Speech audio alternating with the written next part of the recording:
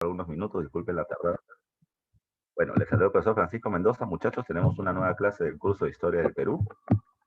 Esta semana, digamos, avanzando con el proceso que hemos estado trabajando, hay que recordar lo siguiente. En la clase anterior hemos culminado el proceso de la guerra contra Chile. Bueno, en el caso de la guerra contra Chile, tema que ya hemos escuchado en las dos clases anteriores y que ustedes también han visto en algún momento de su vida educativa, recuerden que tiene varias motivaciones. La primera de ellas, y no te olvides, ya termina siendo ¿cuál? Termina siendo el control del salitre. ¿Ya? ¿Cómo estás, Camila? Buen día. Recuerden que el salitre se encuentra entre el norte de Bolivia, aún poseedora de costas, ¿ya? Y el sur del territorio peruano, entre la zona de Antofagasta, Bolivia, Tarapacá y Arica en el Perú. Así que los empresarios chilenos, respaldados por su Estado y además de eso apoyados por parte del gobierno inglés, van a terminar teniendo una política de expansión territorial. En esa política de expansión hacia el norte van a terminar tomando el control de estos territorios mencionados. Y el salitre que terminen obteniendo de esta región va a terminar siendo vendido a Inglaterra.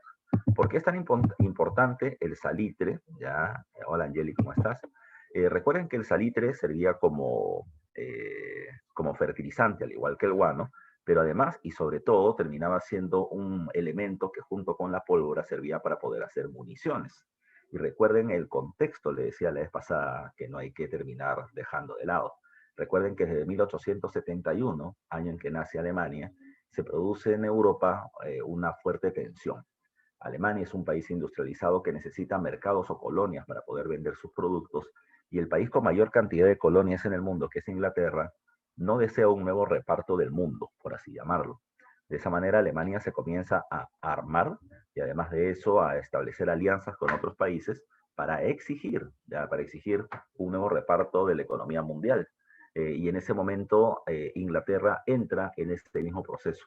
Recuerden que a eso se le conoce como la paz armada, es decir, estamos en un periodo de alta tensión militar, de preparación militar por parte de los países ante una eventual guerra que recién va a estallar en 1914.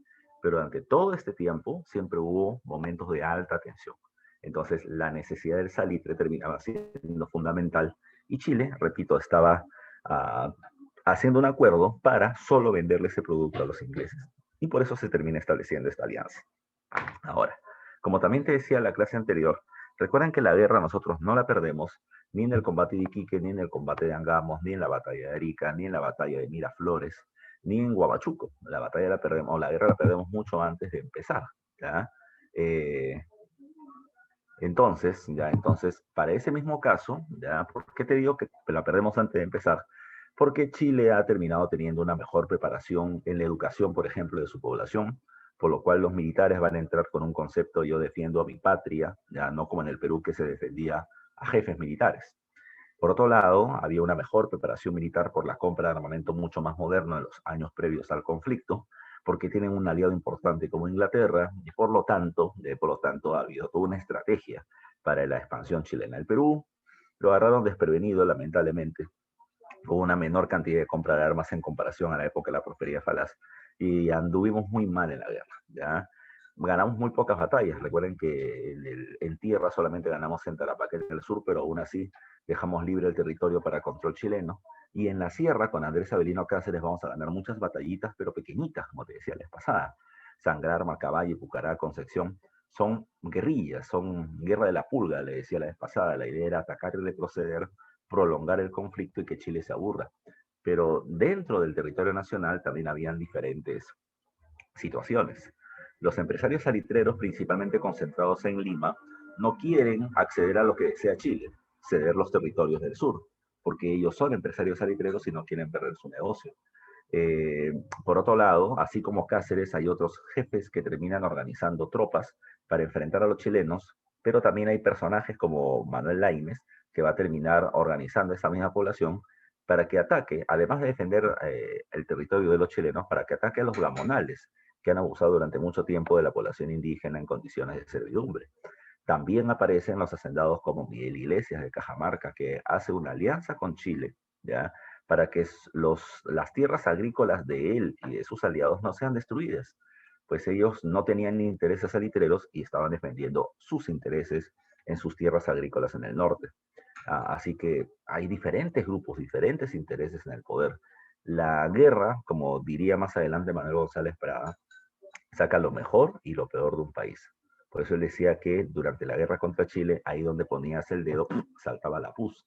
O sea, todo lo podrido que había dentro del Perú, pues terminaba viéndose. Repito, se ve muchas acciones patrióticas, como los niños héroes, como Manuel Bonilla y los cabitos del Colegio Guadalupe, como una serie precisamente de pobladores indígenas que terminan lanzándose a defender una patria que los terminaba desdeñando por ser indios, o un Cáceres que termina peleando hasta el final a pesar de que el presidente Piero las había terminado retirando. Encuentras todo tipo de acciones, repito, heroicas y deleznables, ¿ya? Pero finalmente perdemos en Huamachuco, con la alianza entre los hacendados cajamarquinos y por otro lado la fuerza militar chilena. Vamos a terminar siendo derrotados, mientras que Cáceres sigue reorganizando tropas. Chile reconoce a Miguel Iglesias como presidente, se firma el Tratado de Ancón, en donde no solamente reconocemos nuestra derrota, sino que cedemos una serie de beneficios a Chile. No hay que olvidar, porque es parte importante de este tema, le cedemos Tarapacá para siempre, Tacna y Arica por 10 años, luego de lo cual, y escuchen bien esta parte, luego de lo cual Tacna y Arica se les iba a terminar preguntando. ¿Ya? Esa consulta popular se llama plebiscito. ¿Ya? Se llama plebiscito porque se le pregunta a la plebe, al pueblo, si ellos querían quedarse con Chile, como estaban hasta ese momento, o regresar al Perú.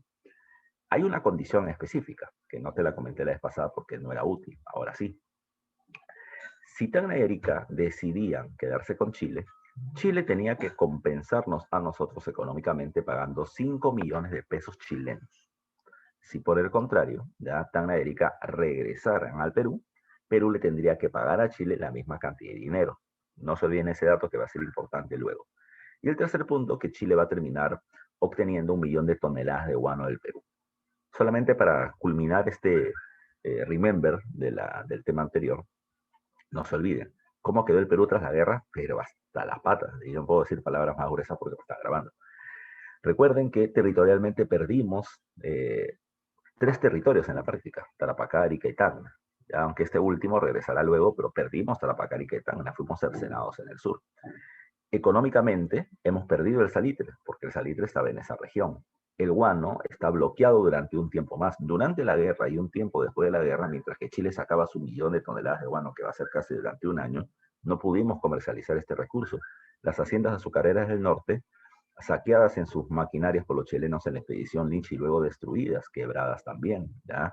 Los pequeños y medianos hacendados, ¿ya? Los pequeños y medianos dueños de tierras van a terminar quebrando y los que sobreviven, que son los grandes, o están muy mal económicamente, pero además de eso aprovechan el momento para comprar las pequeñas y las medianas haciendas, generando grandes latifundios, grandes extensiones territoriales. Ahí aparecen los grandes varones del azúcar, los grandes hacendados del norte del país, que ya vamos a ir viendo también.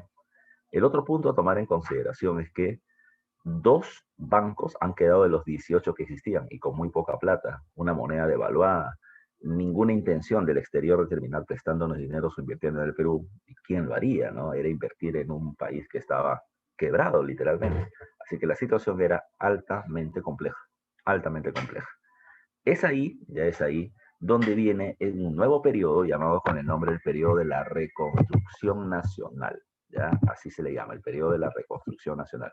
Entonces, pero tú, oh, no tiene miedo. Pero, profesor, tú has puesto ahí en el título segundo militarismo, ¿ya? ¿Y por qué dice reconstrucción nacional o segundo militarismo?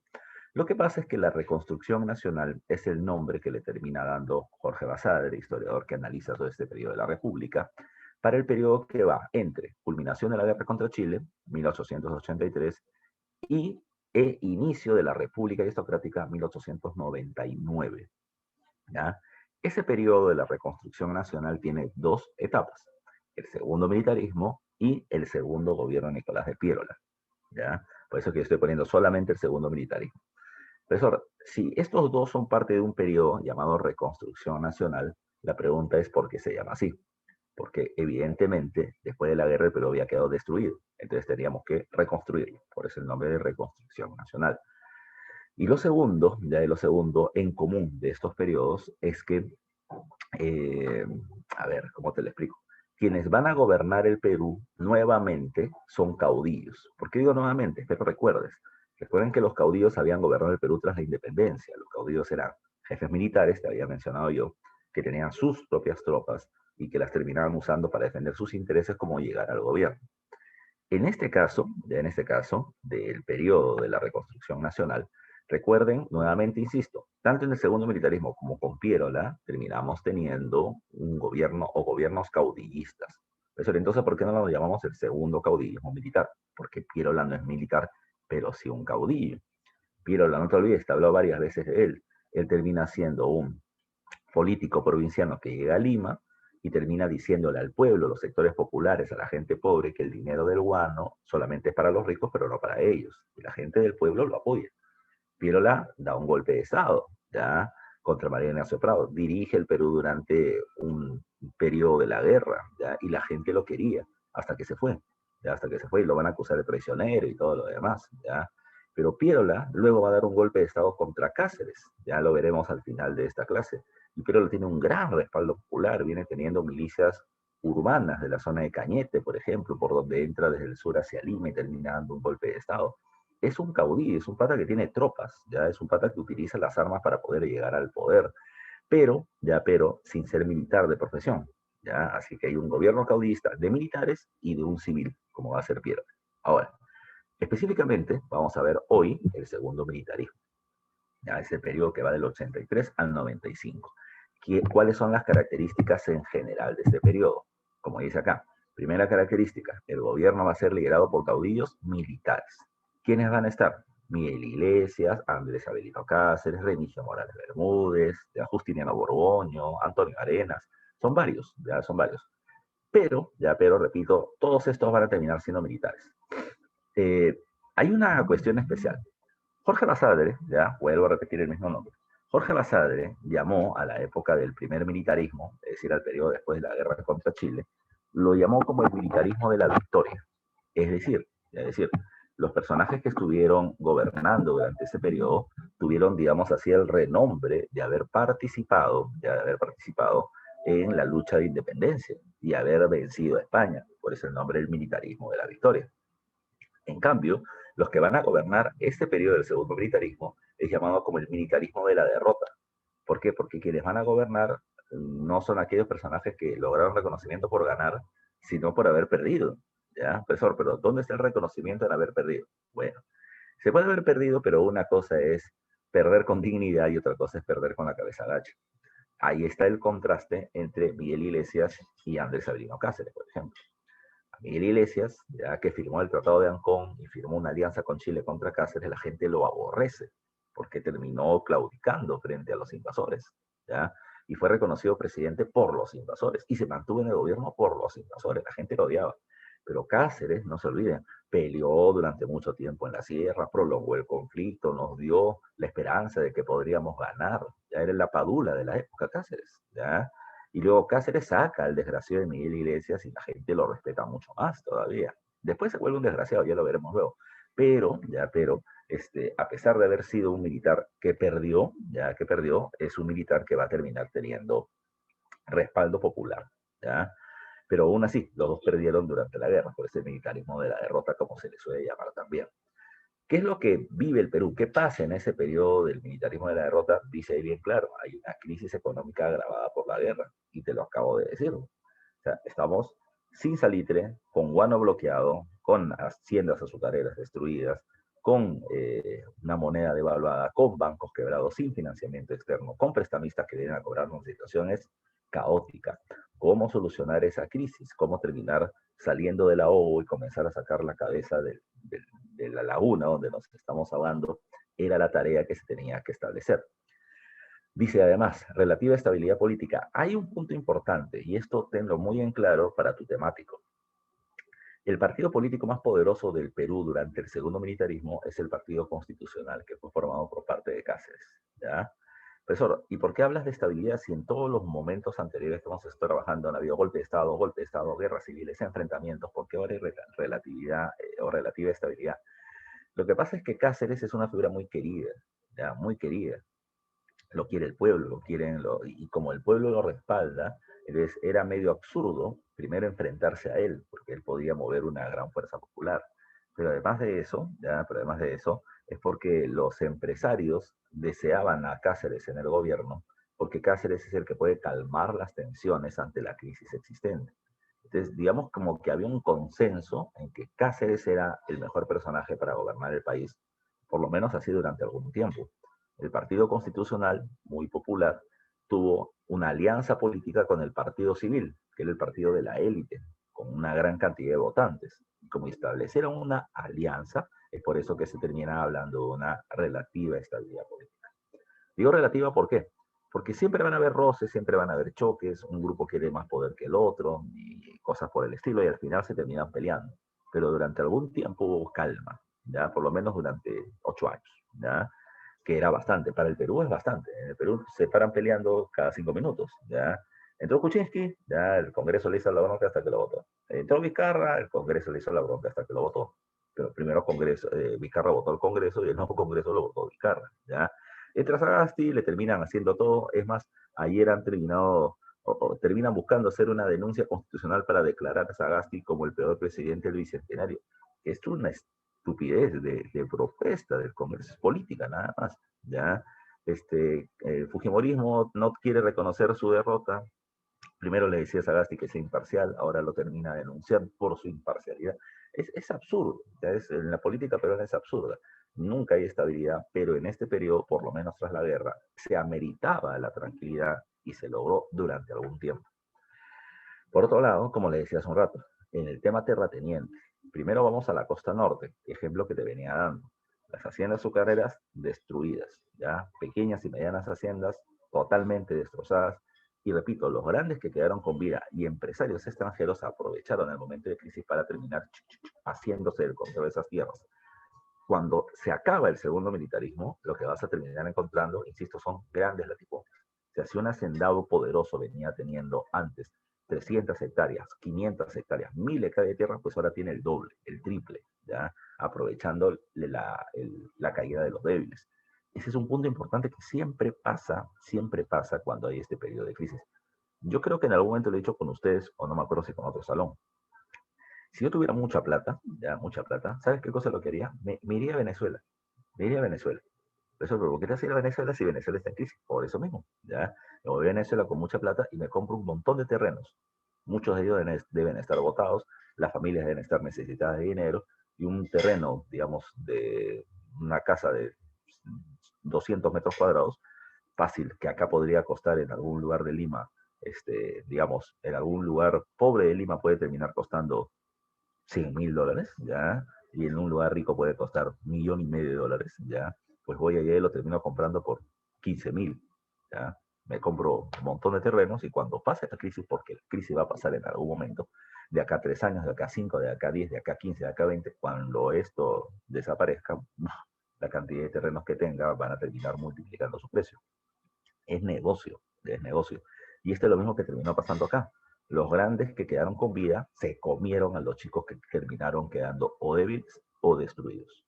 ¿Ya? Esto es lo que pasa. Es decir, siempre la economía, ya como todo en la vida, ya nada termina ni creándose ni destruyéndose, solo se transforma. ¿Ya? Así que se transformaron los pequeños y medianos latifundios en grandes porque fueron absorbidos o comprados por los gigantes. ¿Ya? En el caso de la sierra era mucho peor, era mucho peor. ¿Por qué? Porque el territorio en la sierra termina siendo muy limitado porque no tiene mucho acceso, mucho camino, ¿ya? Los mercados son mucho más reducidos y la crisis económica ha empeorado su situación.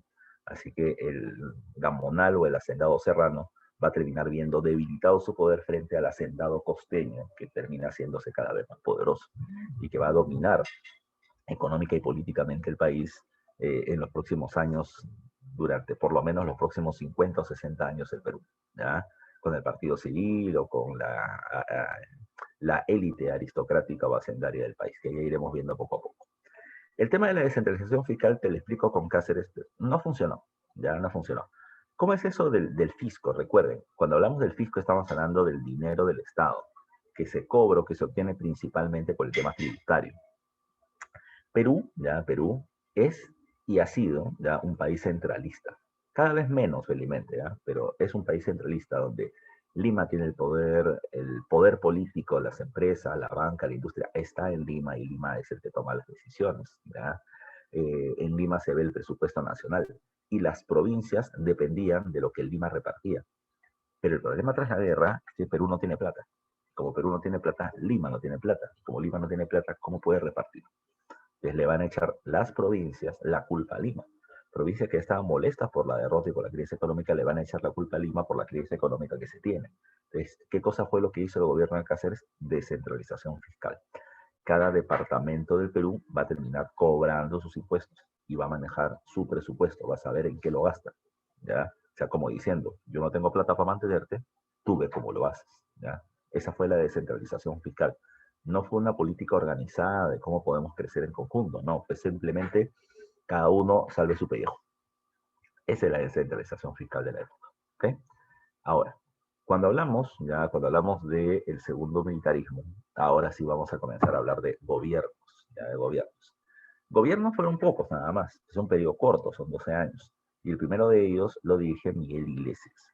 Iglesias en realidad gobierna del 83 al 84, gobierna muy poquito tiempo, repito. ¿Qué recordaba, qué imagen tenía la población de Iglesias? Es un desgraciado. Se alió con los chilenos contra Cáceres, traicionó la patria, terminó firmando el Tratado de Ancón, y además, después de derrotados, ha permitido que los chilenos sigan en nuestro territorio para que saquen el millón de toneladas de guano que le corresponden de acuerdo al Tratado de Ancón. No se olviden de eso. Miguel Iglesias, todo el mundo le echa la culpa de la derrota.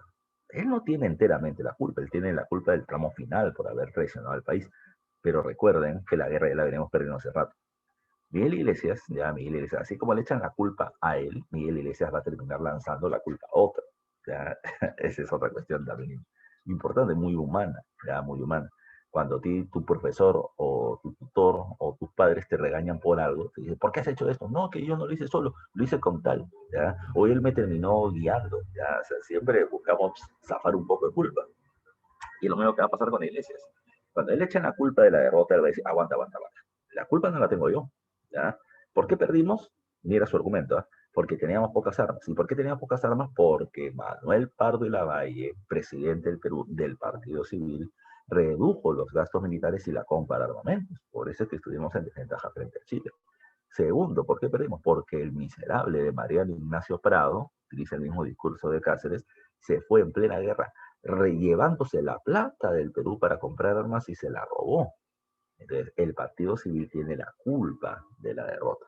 Entonces, él va a terminar llevando a juicio a los miembros del Partido Civil. ¿Ya? Altos y medianos miembros del Partido Civil van a ser llevados a juicio a través de los llamados tribunales de justicia, acusados de corruptos, de robo y todo lo demás. Pregunta, profe, ¿cómo cuánta gente fue llevado a juicio? Un montón, ya más de 100, ya más de 100. ¿Y cuántos se quedaron encarcelados? Tres, ya tres. Eso, ¿y por qué? Ya, porque los demás no se les terminó demostrando que han realizado actos de robo, corrupción, dolo, cosas por el estilo. Eso no aguanta, porque no lo hicieron. No estoy diciendo que sean inocentes, simplemente que Miguel Iglesias lo que hizo fue un espectáculo, y en política hay mucho espectáculo. Hay mucho espectáculo. ¿A qué me refiero con el espectáculo? Iglesias terminó denunciando, el espectáculo fue ir a la casa de estos personajes, sacarlo de sus casas a rastras, llevarlos al Poder Judicial, encarcelarlo, wow, y toda la gente vio el show. Pero el problema es que las acusaciones, ya las acusaciones judiciales contra esas personas, o eran inexistentes o terminaban siendo muy débiles y por lo tanto no había forma de mostrar que habían sido realmente corruptos. Y si no hay pruebas, no hay forma de terminar manteniéndote mucho tiempo apresado.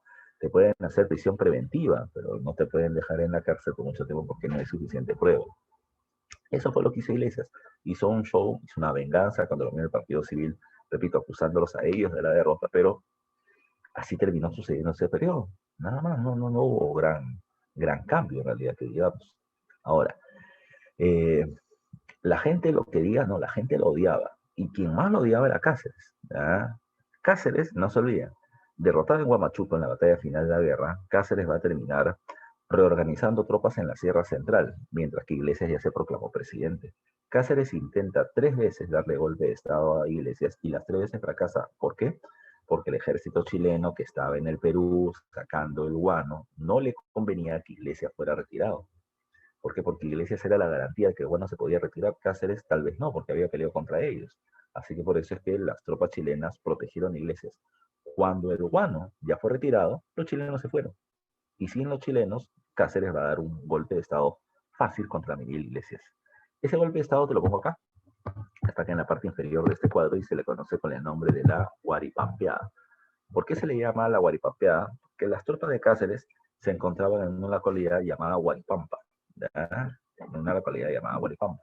Entonces, lo que hizo Cáceres fue terminar haciendo un supuesto levantamiento, ¿ya? Un supuesto levantamiento. ¿A qué me refiero con eso? ¿A qué me refiero con eso? Terminó levantando a su gente, hizo que la noticia termine llegando a Lima, y cuando la noticia llegó a Lima, Miguel Iglesias lo que hizo fue mover sus tropas, ya, mover sus tropas hacia la zona de Guaripampa, ¿ya? Entonces, cuando él terminó moviendo sus tropas hacia esa zona de la Sierra Central en Jauja, ¿qué es lo que pasó? Iglesia mandó sus tropas por tren hacia la zona de la sierra, ¿ya?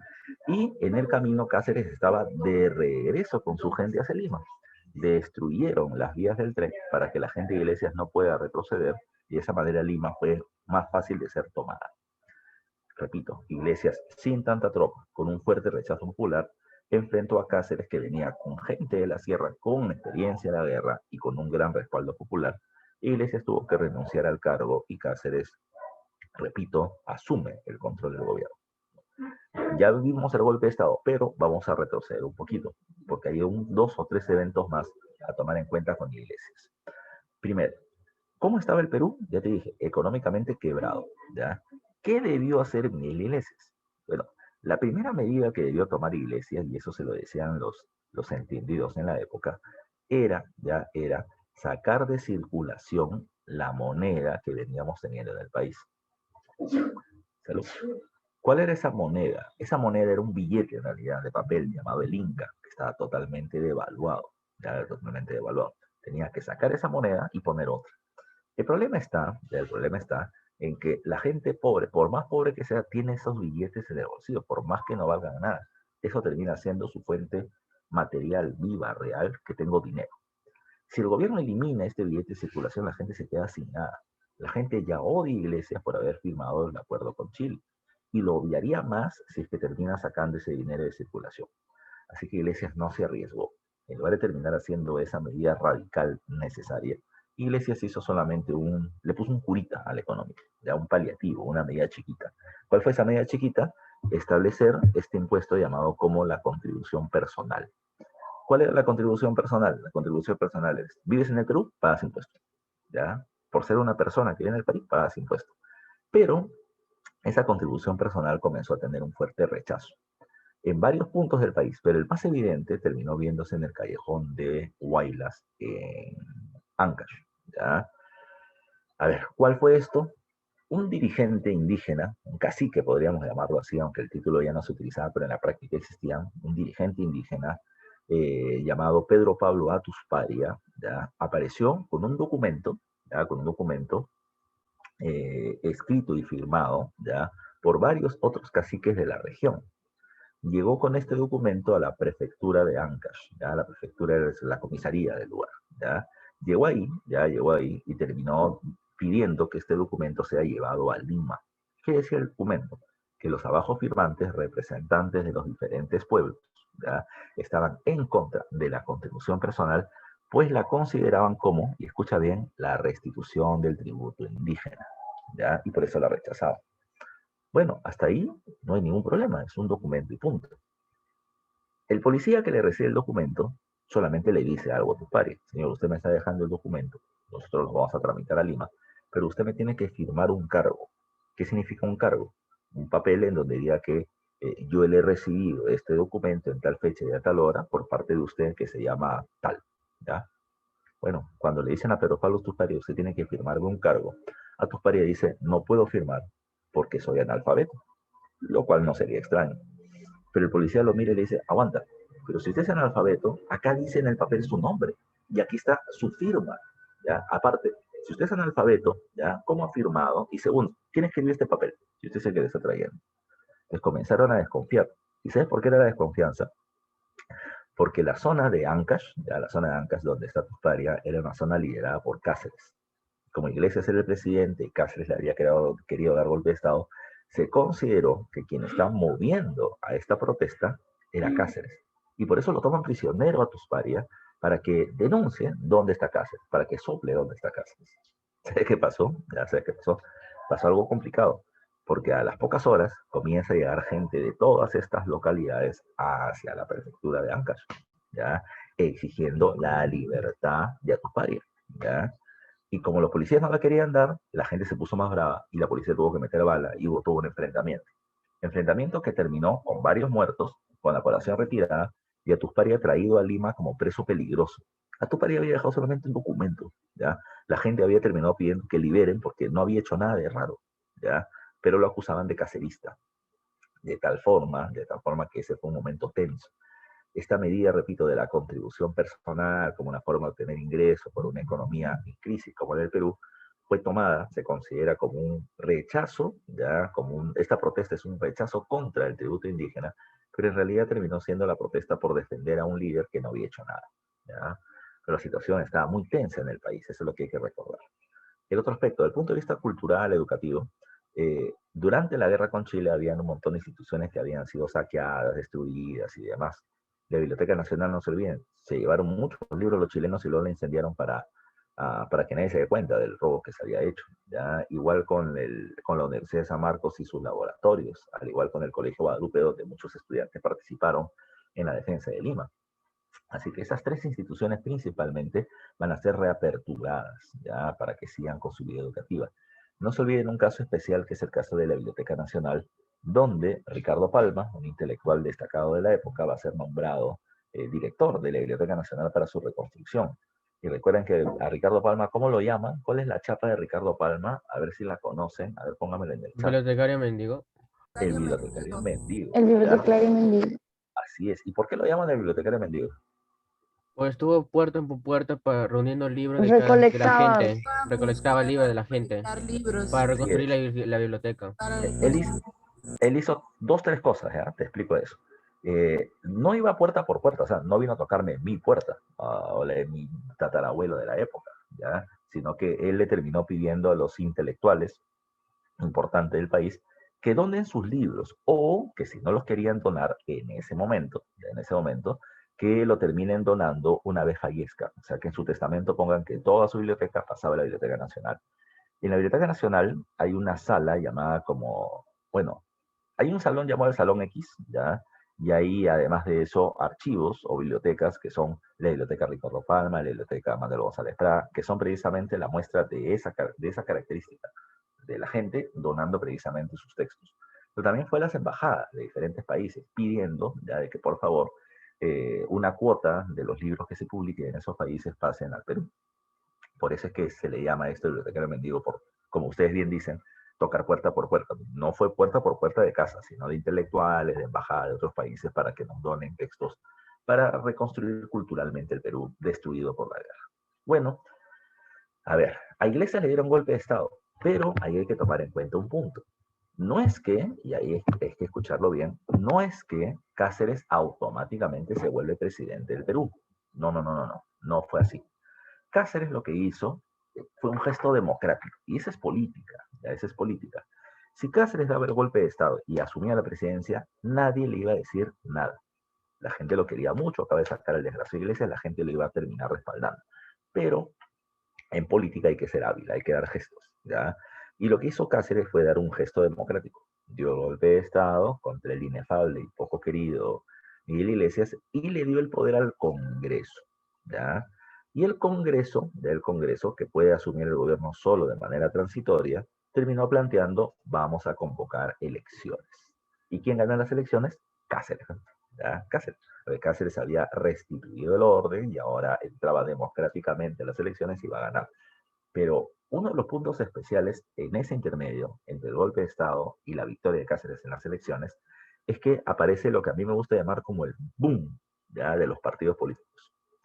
El boom, ya, B-O-O-M, es un sonido de explosión. Es un término norteamericano para hablar de eso, de explosión, ¿ya? ¿Por qué hablo del boom de partidos políticos? porque hasta ese momento solo un partido político existía en el Perú, el Partido Civil. ¿Ya? Era el partido de la élite económica nacional, de los grandes hacendados, era el partido mejor organizado y con mayor cantidad de votantes. Recuerden que en esa época no votan las mujeres, no votan los menores de edad, ¿ya? Recuerden que ya además de eso, el voto es en dos niveles, así se le termina llamando. O sea, el pueblo, la población escoge representantes y los representantes escogen a los gobernantes. No es como ahora que mi voto vale igual que una persona adinerada. No, no, no, no. Antes la gente del pueblo escogía a sus representantes y los representantes escogen a los gobernantes. Entonces, en todo ese sistema, el partido civil era el más organizado.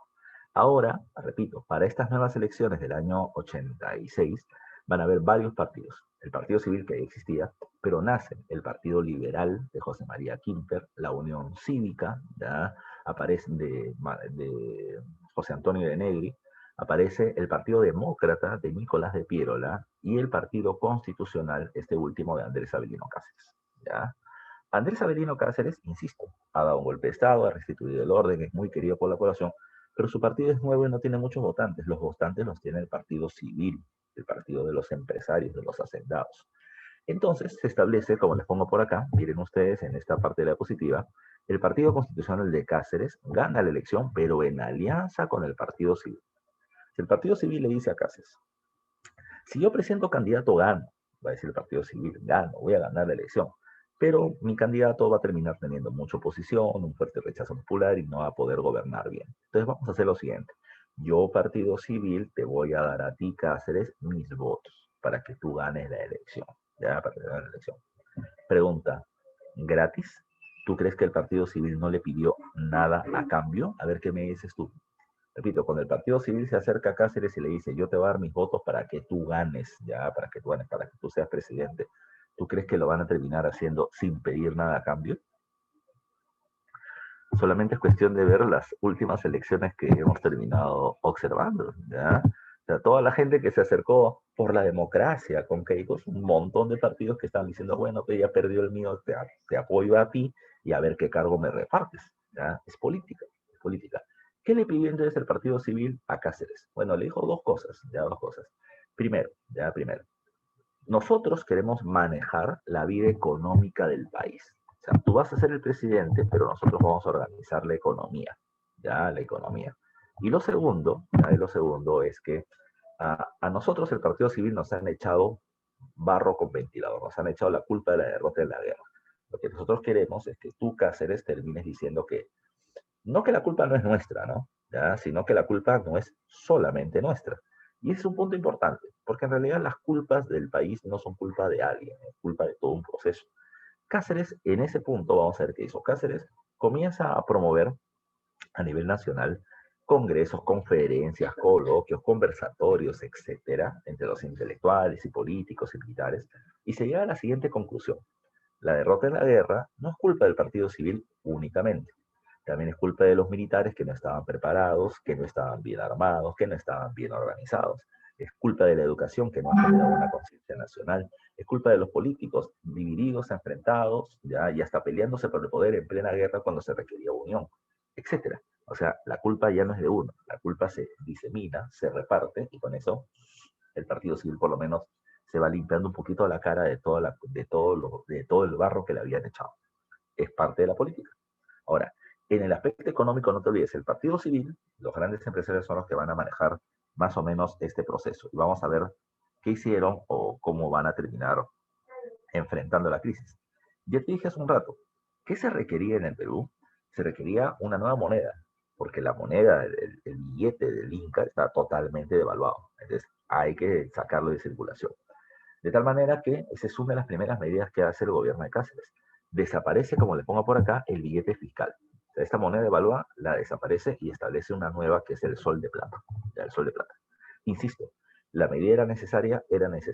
¿Iba a ser popular? No iba a ser popular. La gente pobre que tenía estos billetes sabía de que ahora su billete no valía nada. Por lo tanto, entraba en ruina. ¿Dónde está la población más pobre del país? La población más pobre del país está en la sierra, la población indígena, campesina. Y esa población indígena, campesina de la sierra, principalmente la sierra central, ha peleado con Cáceres, ¿ya? Contra los chilenos. Lo conocen a Cáceres, lo respetan, lo quieren a Cáceres. Pero ahora Cáceres toma esa medida en la que ellos se ven afectados. ¿Sabes qué pasó? Un montón de protestas. Un montón de protestas. Montón de protestas de poblaciones indígenas en la zona de la sierra contra esta medida. No contra Cáceres, no están pidiendo golpe de Estado. Lo que hacen, y a mí me gusta llamarlo así, es como una llamada de atención. Es como decirle a Cáceres, Cáceres, tú conoces nuestra realidad, conoces nuestra pobreza, hemos luchado contigo, ¿ya? ¿Por qué nos haces esto? ¿Sabes lo que hizo Cáceres? Cáceres tuvo una oportunidad de oro de terminar movilizándose a las provincias, reuniéndose con los dirigentes y convenciéndolos o intentar convencerlos de que era una medida dura, pero que era necesaria para el país por la situación en la que veníamos atravesando. Y si los lograba convencer, se hubiese ganado él y su partido una vigencia por muchos años. Pero Cáceres lo que hizo fue mandar tropas. Ante las protestas mandó tropas, pensamiento militar. ¿Ya? Así que las tropas terminaron aplastando los levantamientos que hubieron. Por eso es que, vuelvo a repetir el mismo nombre, Jorge Basadre, historiador, va a terminar mencionando algo.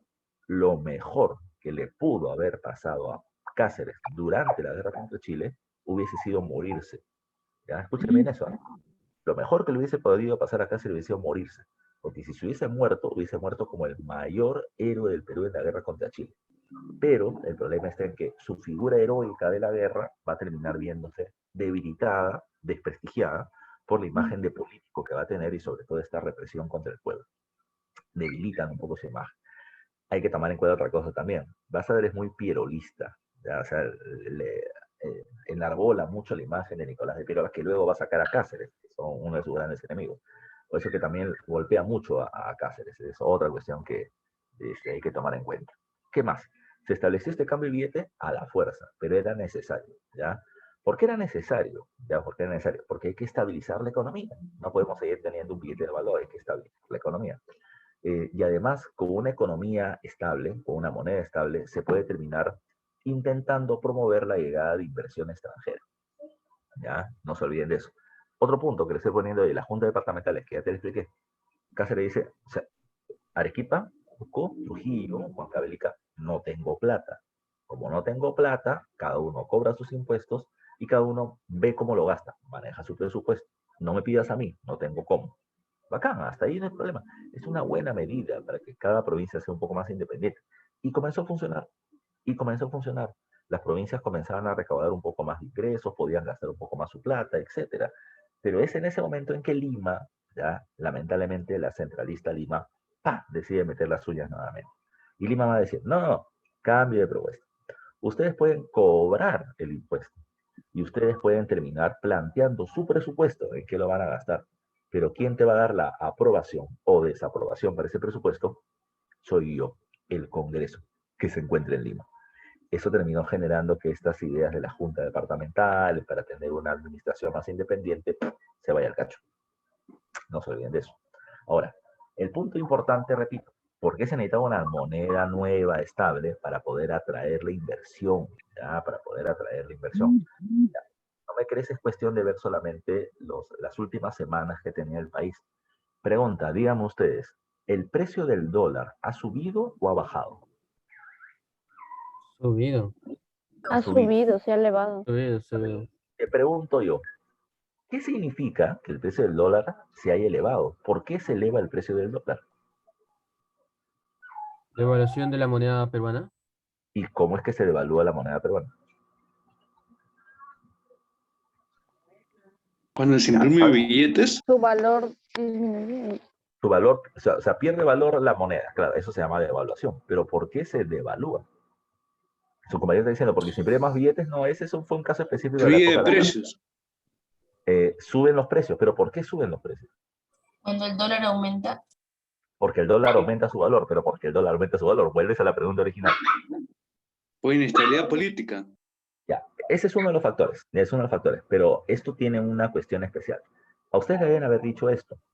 El precio del dólar sube, ¿por qué? Porque hay menos dólares en el mercado. ¿Ya? Les deben haber explicado esto en economía, si le han tomado atención. El precio del dólar sube porque hay menos dólar en el mercado. ¿Y por qué hay menos dólar en este momento? Porque los inversionistas de afuera dicen, ya dicen, invierto en el Perú tan inestable políticamente como está, que podría tener hasta una guerra civil posiblemente, o si llega a Castillo el gobierno, Keiko y toda su posición lo va a querer tumbar, sería lógico que yo invierta en ese país en donde mis ganancias no van a terminar siendo tan altas. Sería mejor un país estable políticamente donde mis ganancias estén aseguradas.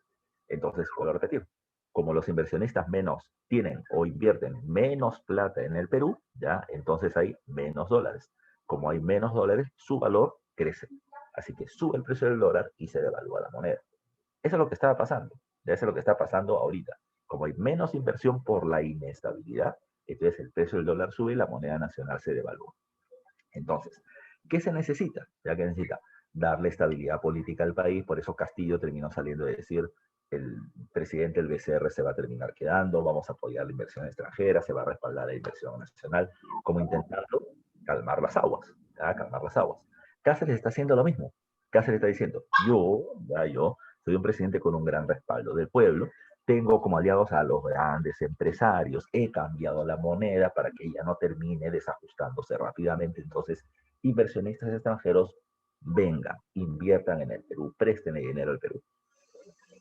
Pero no era suficiente, ¿ya? Pero no era suficiente, ¿ya? Entonces sucedió algo. Retrocedo unos años más.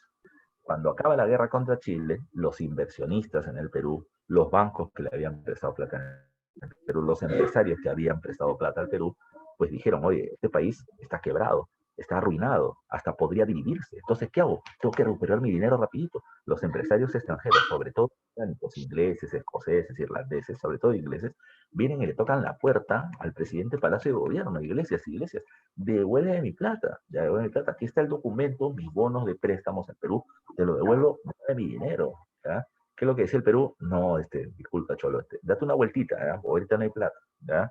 O no nos llames, no te llamamos. Y así lo comenzamos a pasear, porque no había dinero como devolver. Pero ahora están desesperados por terminar recuperando su dinero. Cáceres, el gobierno, se reúne con un grupo de empresarios ingleses, británicos, encabezados, y escucha bien, por un personaje llamado Michael Grace. Por eso el nombre de este contrato, el contrato Grace. Michael Grace es un británico que reúne a los otros empresarios británicos y les dice, cuando tú y yo le hemos tocado a la puerta del gobierno peruano y le hemos pedido que nos devuelvan nuestra plata, nos han choteado. ¿Por qué nos han choteado? Porque ha ido Michael Grace, John Albright, porque ha ido Madeleine, no sé, White, ¿ya? Cualquiera. Han ido empresarios, personas a negociar con un gobierno, ¿ya? Persona natural contra institución. Entonces, no nos hacen caso. ¿Cuál es la única forma de que esta institución llamada Estado nos haga caso? Si nosotros nos presentamos como una institución, ¿ya? Eso es importante, ¿ya? Por eso es que se forman empresas, ¿ya? Entonces, este grupo de empresarios, ¿ya? Reunidos por Michael Grace, va a terminar formando una empresa llamada Peruvian Corporation, ¿ya? Peruvian Corporation, así se llama. Y le va a decir al gobierno peruano, ¿ya? Le va a decir al gobierno peruano, yo no me llamo Michael Grace, me llamo Peruvian Corporation. Y voy a negociar contigo, Estado peruano, para ver cómo me puedes devolver mi dinero. Y de frente fueron con algo claro, con una propuesta clara. Yo sé que tú me quieres pagar, pero sé que no tienes plata, ¿ya? Entonces, profe, hay un gran problema, ¿no? ¿Cómo me va a pagar si no tienes plata? Ahí es donde va la propuesta. La Peruvian Corporation va a decir, ¿ya? No me des dinero, pero dame recursos con los que yo puedo recuperar mi dinero, ¿ya? Si tú me debes 100, no me vas a pagar 100, ¿ya? O sea, me tienes que terminar pagando con recursos que valan como 200, porque yo no voy a recuperar mi dinero de inmediato, voy a tener que trabajar para recuperar ese dinero. Entonces, la Peruvian Corporation le va a decir al Estado, vamos a firmar un contrato y me vas a dar recursos, ¿ya? Recursos. Es así que se hace la propuesta del contrato Grace, ¿ya? Dice acá, el Comité Inglés de Tenedores de Bonos, que se reúnen en la Peruvian Corporation, ¿ya? De la deuda externa peruana, van a dar por cancelada esa deuda a cambio de ciertas cosas. Ellos le van a decir, mira, a ver, ¿qué cosa tienes tú con lo que yo podría obtener dinero? ¿Ya? ¿Tienes guano? Perfecto. Dame 3 millones de hectáreas o 3 millones de toneladas de guano de las islas. yo la voy a extraer, yo la voy a vender y de esa manera recuperaré mi plata. ¿Qué más tienes? Tienes tierras en la selva que no usas, perfecto. En la zona de la selva alta, en la montaña, te vas a dar 2 millones de hectáreas de tierras en la selva. ¿Ya? Aquí están bien en la parte de tu mano derecha en la diapositiva, donde dice concesiones del contrato Grace. ¿Qué más? Tienes el lago Titicaca, que lo compartes con Bolivia, de plata, ¿ya? Entonces me vas a dar libre navegación en el lago Titicaca para poder tener comercio entre esos dos países. Además, los barcos a vapor que están ahí, míos, yo los voy a terminar usando. Los ferrocarriles, y ese es el aspecto más importante, los ferrocarriles que eran la obra material más importante que había quedado de la época de la época del Guano, pues ahora también van a ser de la Peruvian Corporation. No para siempre, sino que le van a entregar en concesión, en uso, por los próximos 66 años. Y además me vas a estar entregando ya 33 cuotas anuales, es decir, una cuota por año, durante los próximos 33 años, de 80.000 libras esterlinas. Con todo esto que tú me entregas, yo voy a terminar dando por pagada la deuda que me tienes. Y no solamente voy a terminar reconociendo que ya no me des plata, sino que voy a decir públicamente, ya públicamente, que el Perú ya no me debe dinero. Es más, no solamente no me debe, sino que me ha pagado todo. Y me ha pagado todo, ¿por qué? Porque a pesar de la ruina económica en la que se encuentra producto de la guerra, Perú es un buen pagador. Y como es un buen pagador, esa era una garantía de que los países o los empresarios quieran invertir en el Perú porque saben que les van a devolver su dinero. Es parte del juego. Cáceres es como que le está diciendo, mira, yo te doy todo esto, ya, date por servido, pero habla bien de mí, ya, habla bien de mí. Es como lo que haría cualquier empresario, ya. El empresario, ¿qué es lo que busca? Busca hacer un buen trabajo, satisfacer la necesidad de su cliente, y lo que le va a decir es, oye, recomiéndame, ya, recomiéndame, ¿no? Para poder tener otros clientes. Es lo mismo que está haciendo el Perú. Está diciendo, mira, yo te entrego todo esto, papi, está bien, no tengo cómo pagarte, llévate los recursos que quieras, pero dile a todos los demás, a todos tus amigos empresarios, que Perú paga. Ya, Perú paga. No importa que no tenga, pero Perú paga sus deudas. Y eso fue lo que se hizo. Eso fue lo que se hizo. Ahora, no fue tan fácil.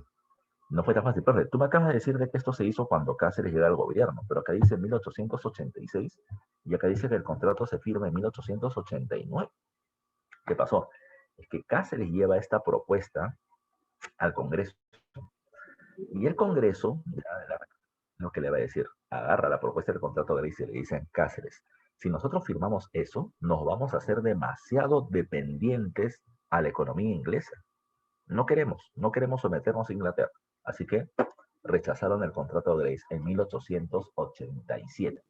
Ya en el 87 lo rechazan por primera vez. Año 88, Cáceres insiste, vuelve a mandar el mismo proyecto al Congreso y en el año 88 el Congreso lo vuelve a rechazar. Año 89, Cáceres manda el mismo proyecto al Congreso y el Congreso lo vuelve a rechazar. Pero Cáceres sabe algo, ¿ya? Y eso tú lo has visto también ahora, ¿ya? En la época de Vizcarra, ¿ya? De acuerdo a ley sucede algo.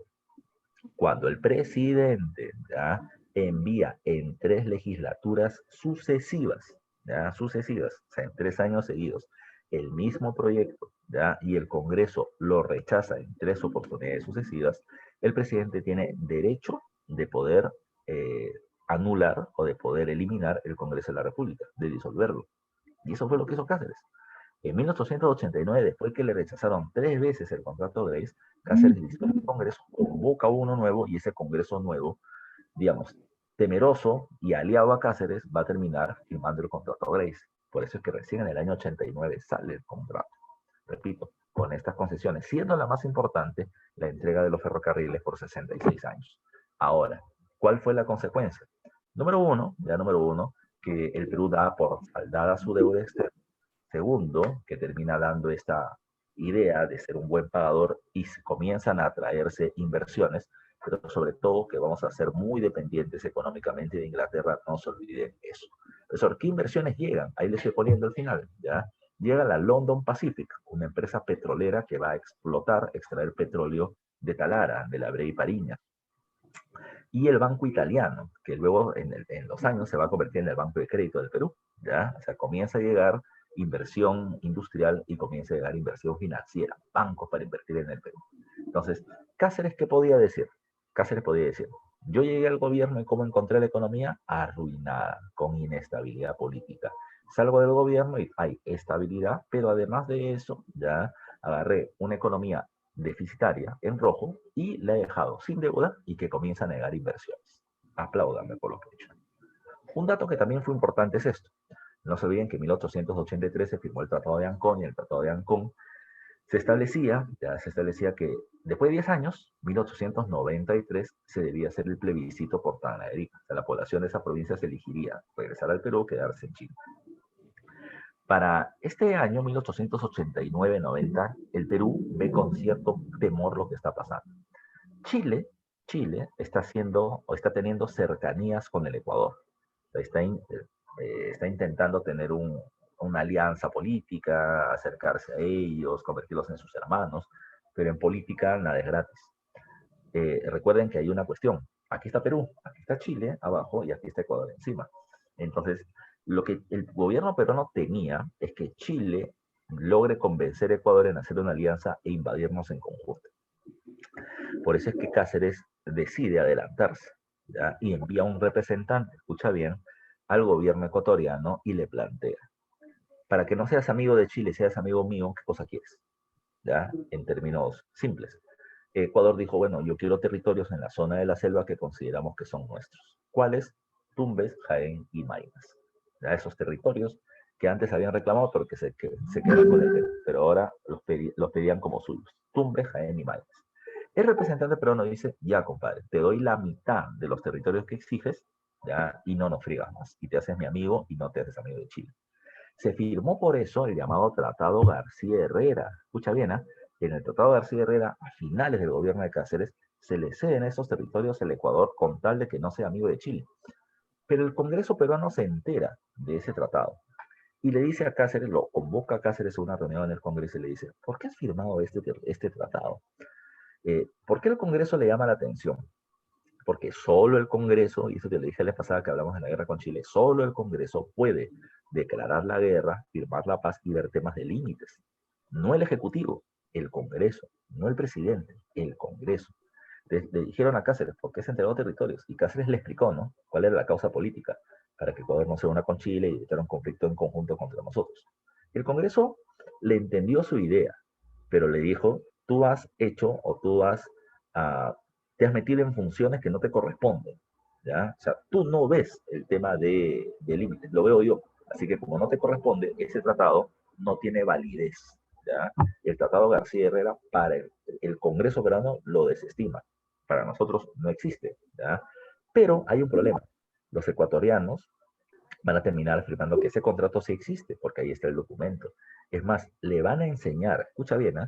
Le van a enseñar a sus niños en las escuelas y a sus militares en los cuarteles que esos territorios que se entregaron al Tratado García Herrera son suyos, y que el Perú los tiene secuestrados. O sea que estos ecuatorianos crecen con la idea de que territorios ecuatorianos han sido tomados por la fuerza por el Perú. Y por eso es que odian al Perú, y por eso es que van a haber varias guerras de Ecuador contra Perú, que les vamos a ganar, pero son muchos los ataques que se van a hacer por ese tratado que quedó a medias. Repito, el Ejecutivo peruano lo firmó, pero el Congreso lo rechaza y por eso para nosotros no tuvo validez alguna. El gobierno de Cáceres acaba, y el Partido Constitucional de Cáceres, ya, pone en el gobierno a Remigio Morales Bermúdez. La idea de Cáceres era esta, que Bermúdez acabe su periodo presidencial, que convoque elecciones, que Cáceres gane y vuelva a gobernar. Pero para su mala suerte esto no funcionó, te explico un ratito por qué. Igual, el Partido Civil le dio votos a Morales Bermúdez del Partido Constitucional y este volvió a ganar la elección. Pero van a haber relaciones tensas, como en el cuadro, con el Partido Civil. Profesor, ¿cómo es eso de relaciones tensas con el Partido Civil? Bueno, lo que va a terminar pasando, muchachos y muchachas, es que cuando Morales Bermúdez llega al gobierno, ¿qué hizo?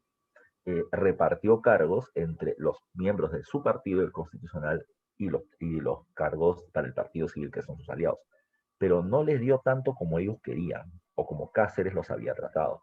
Por eso es que el Partido Civil no está muy contento con Morales Bermúdez como gobernante, y las relaciones van haciéndose cada vez menos amistosas, más alejadas, y cada vez más de enfrentamientos entre ellos. Segundo caso, dice acá, se establece o se produce la caída del precio internacional de la plata. ¿Qué pasó?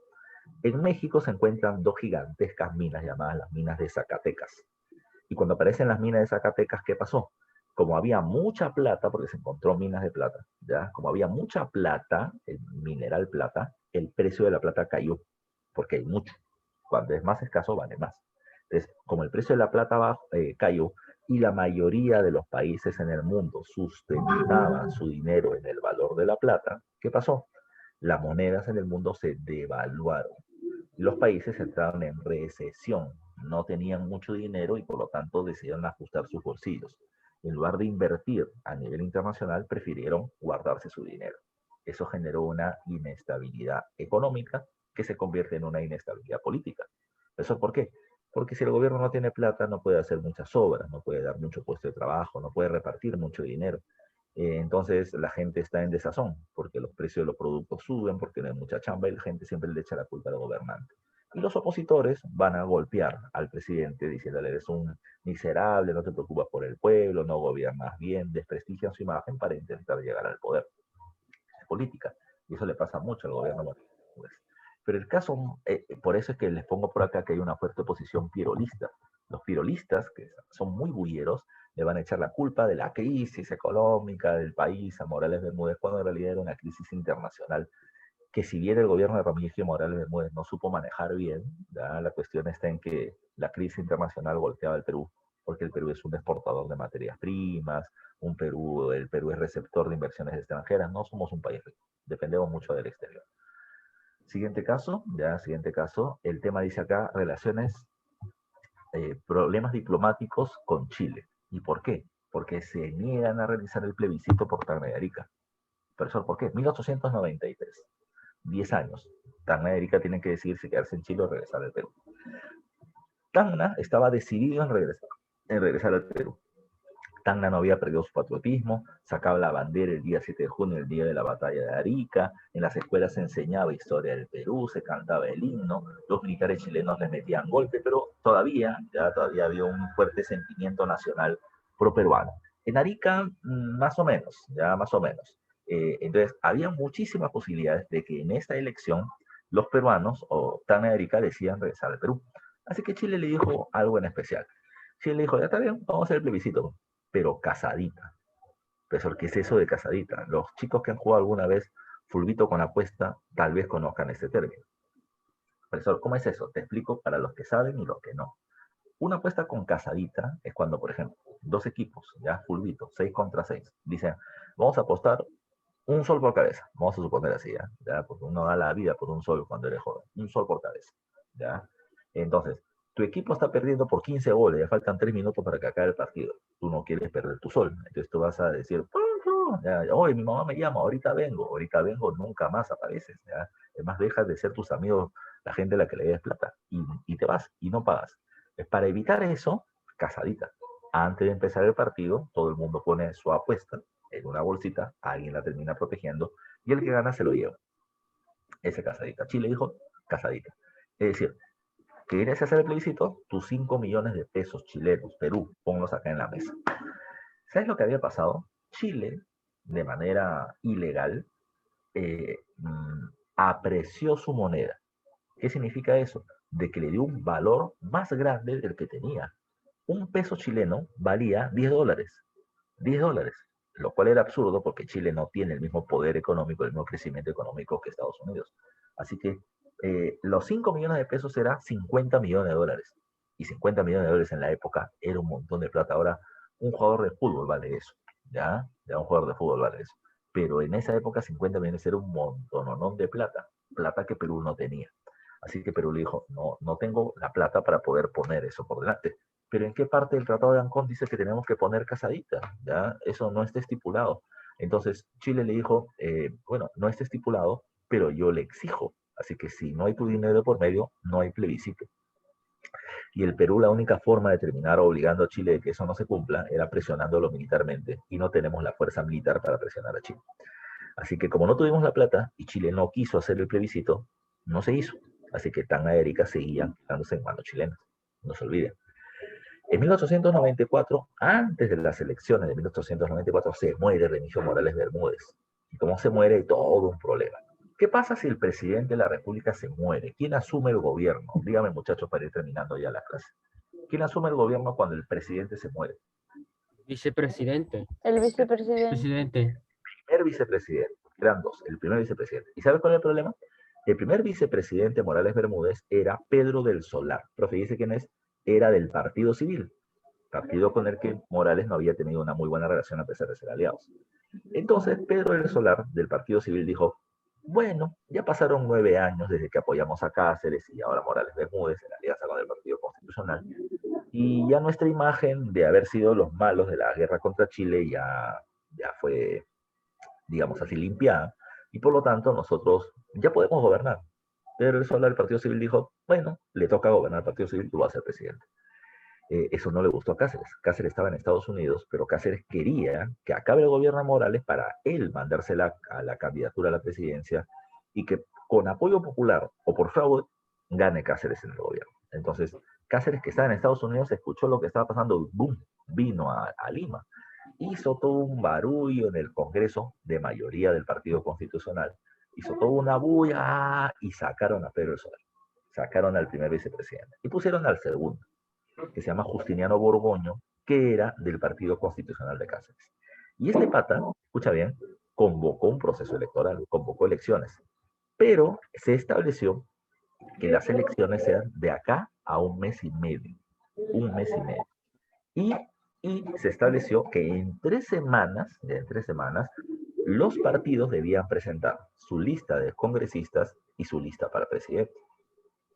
Ningún partido estaba preparado porque no se esperaron lo que estaba pasando y se demoraron más de las 3 semanas pedidas. El único partido que presentó candidatos fue el Partido Constitucional, que tenía como candidato a la presidencia a Cáceres. Así que como fue el único candidato, Cáceres ganó la elección. Los demás partidos terminaron planteando, oye, pero eso no se puede, pues eso es antidemocrático, extienda más el tiempo para poder mostrar nuestros candidatos y que las elecciones sean de acá un tiempo más. ¿Por qué la aceleración? Si hay alguien que está gobernando, está el Congreso. Pero Cáceres dijo, no, ahí están los plazos establecidos, si tú no los has cumplido, es tu problema. Así que Cáceres, como único candidato a la presidencia, ganó la elección. ¿Ya? Ganó la elección. Entonces, ¿qué pasó? Cáceres está llegando al gobierno a la fuerza, ¿ya? Cáceres llega al gobierno, ¿ya? Sin apoyo del Partido Civil, ya no son sus aliados, ¿ya? El Partido Constitucional está muy debilitado por la forma en la que habían tratado a los indígenas en el primer gobierno de Cáceres. Económicamente, recuerden que hay una devaluación y hay poca inversión del extranjero por el tema de la crisis internacional, por la caída del precio de la plata. Entonces, el gobierno de Cáceres está muy débil, llega al gobierno sin gran respaldo. Al frente, Nicolás de Piérola. O sea, los pirolistas especialistas en fregar la paciencia, porque esa era su especialidad, fregar la paciencia. ¿Qué lo que hicieron? Terminaron desconociendo el gobierno de Cáceres y terminaron promoviendo una guerra civil, literalmente. En esta guerra civil entre el Partido Demócrata de Piérola y el Partido Constitucional de Cáceres, iba a haber tremenda crisis. Y atrás, afuera, ¿sabes quién estaba? Los inversionistas extranjeros, sobre todo los ingleses, que decían, yo no voy a invertir en un país ya en la que el presidente no es querido, hay una guerra civil, levantamientos populares y crisis económica. Los inversionistas extranjeros se querían ir del país. Y a los inversionistas peruanos del Partido Civil no les convenía eso, porque Inglaterra es el principal comprador de sus productos. Entonces el Partido Civil dijo, ¿qué hago? ¿A quién apoyo en esta guerra interna? Y pensaron, a ver, vamos a apoyar nuevamente al Partido Constitucional de Cáceres. Si nos vamos con Cáceres, ¿cuál es el problema? Que los pirolistas tienen un gran apoyo popular y son especialistas en fregar. Y van a seguir atacando y atacando y atacando a Cáceres y eso genera inestabilidad y los inversionistas extranjeros se van a ir. Si apoyamos a Piérola, Cáceres no tiene un gran respaldo como para poder atacar a los pirolistas. Así que por lo tanto, este ataque de los caceristas no va a tener mucho peso. Así que el Partido Civil apoyó al Partido Demócrata, apoyó a Nicolás de Piérola para dar un golpe de Estado. Esta alianza ya se llama, y aquí está, dice, este gobierno corto de Cáceres va a ser interrumpido por la coalición nacional. ¿Qué es la coalición nacional? La alianza del Partido Civil con el Partido Demócrata para apoyar a Piérola para que dé un golpe de Estado. Pero recuerden, esto no es gratis. El Partido Civil le dijo, mira Piérola, yo te voy a dar mi apoyo militar para que votes a Cáceres, pero cuando llegues al gobierno, ¿qué cosa quiero de ti? Dos cosas. Déjame a mí el control económico del país, ya déjame a mí el control económico. Y segundo, yo te voy a dar mis votos para que, Pirola, tú seas elegido presidente, pero cuando acabe tu gobierno, ustedes, los pirolistas, me van a dar sus votos para que yo, Partido Civil, gobierne. Por eso es que el partido o Nicolás de Pirola es considerado como el tránsito para que el Partido Civil regrese al poder. Y eso es lo que va a suceder. Va a haber una guerra civil tremenda en la que Cáceres va a terminar siendo atacado en Lima y va a terminar siendo derrotado, siendo obligado a retirarse del gobierno. Con eso, Pirola da el golpe de Estado y llega al poder. ¿Ok? Con eso le damos punto final a la clase y vamos a ver las preguntas dirigidas rapidito. Mira en la dirigida tienes la pregunta 1, 2, 4. La pregunta 3, ya la pregunta 3, la pregunta 8 y la pregunta 10 son preguntas, ya son preguntas domiciliarias. Resuelvan sus domiciliarias, no dejen de resolverlas, son 3 preguntitas fáciles, ya, que tienen que hacer. Vamos a la pregunta número 1, dice, fue una de las consecuencias principales de la derrota peruana ante Chile en la Guerra del Pacífico. Ya, me está diciendo cuál es una de las consecuencias. Dice, ¿surge el tercer militarismo? No, eso surge el segundo, no el tercero. Fortalecimiento del Partido Civil no, está debilitado porque le echan la culpa de la derrota. Dependencia del capital alemán, no, seguimos dependiendo de Inglaterra. Aparición del segundo militarismo, ya, esa es la clave. La dictadura de Pirola aparece luego todavía. Así que la clave en la 1 es la de dedo. ¿Ya? Pregunta número 2, así respondió Camila y Angeli. Pregunta 2, durante el gobierno de Miguel Iglesias C.A. promulgó la Ley Nacional de Puertos, no, se impuso la contribución personal, sí, que lo que genera el levantamiento de tus parias. Dio la Caja de Depósito y Consignaciones, formó la Junta Departamental S de Cáceres, contrató Grace, este es con Cáceres. La clave termina siendo impuso la contribución personal como una forma de obtener ingresos para una economía en crisis, como la que veníamos teniendo para aquel entonces. 2, de derecho. Pregunta 4. La agrupación política liderada por Cáceres se llamó. ¿Cómo se llamó ese partido? Se llamó el Partido Constitucional. Y no se olvide que es el partido más poderoso del Perú durante la época del segundo militarismo. Fue 2 veces presidente de la República con Cáceres y con Remigio Morales Bermúdez. Y en una tercera el pueblo ya los rechazó. 5. El problema más urgente que afrontó el primer gobierno de Cáceres, ¿cuál fue? Bueno, la crisis económica. Dice la destrucción del aparato productivo, la circulación del billete fiscal, la falta de recursos financieros para pagar la deuda, la desorganización y desarme de nuestro ejército y la falta de energía eléctrica. ¿Cuál crees que es tú la clave? A ver, estén poniendo. ¿Ya? 2 me dicen la C. ¿Ya? Y esa es la clave, ¿no? Porque por eso es que se va a terminar firmando el contrato Grace, ya para terminar recibiendo o dar por saldada la deuda y recibir apoyo internacional, préstamos y demás.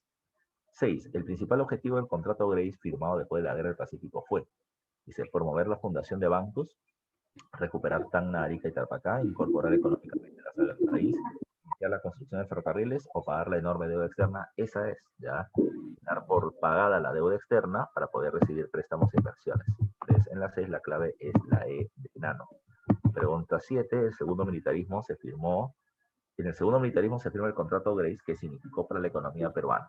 Recuerden, significa una gran dependencia al capital inglés, ¿ya? No al francés, ¿ya? Al capital inglés. Dice, el reinicio del pago de la deuda externa, la privatización de las salitreras, el fin de la política industrial, el inicio de la reforma agraria. De esas 5, ¿ya? La mejor termina siendo esta, el reinicio del pago de la deuda externa. ¿Ya? Bueno, con eso se va a pagar la deuda, pero aparece otra nueva deuda. Después nos vamos a seguir prestando más dinero. Entonces, en la 7 la clave es la B, y en la pregunta número 9, que es la que queda, ya dice, durante el primer gobierno de Cáceres, C.